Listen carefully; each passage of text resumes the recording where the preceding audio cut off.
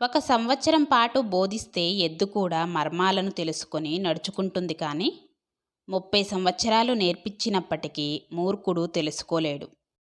మంచి పుస్తకం, మంచి వ్యక్తి అంత తొందరగా అర్థం కారు. లోతుగా చదవాల్సిందే. భవిష్యత్తులో ఏం జరుగుతుందోనని ఎప్పుడు లెక్కపెట్టేవాడు దేనిని సాధించలేడు. సత్యమని మంచిదని నీవు అర్థం చేసుకున్న దానిని తక్షణమే ఆచరించు. నీది కాని రోజు మౌనంగా ఉండు. నీదైన రోజు వినయంగా ఉండు. అప్పుడే నువ్వు జీవించినంతకాలం నీ విలువ పెరుగుతూ ఉంటుంది. ప్రతిరోజు ప్రతి క్షణం పరిస్థితులు మారుతూ ఉంటాయి. దానిని అంచనా వేసిన వాడే జీవితంలో విజయం సాధించగలడు. కోల్పోవడంలో ఉన్న బాధ తెలిసిన వారు ఇతరులను దోచుకోరు. ఇవ్వడంలో ఉన్న ఆనందం తెలిసిన వారు ఉన్నది దాచుకోరు. ఈ లోకంలో ప్రతి ఒక్కరికి వారి తెలివితేటల మీద గర్వం ఉంటుంది కానీ ఏ ఒక్కరికి తమలో ఉండే గర్వం తెలుసుకునే తెలివి ఉండదు.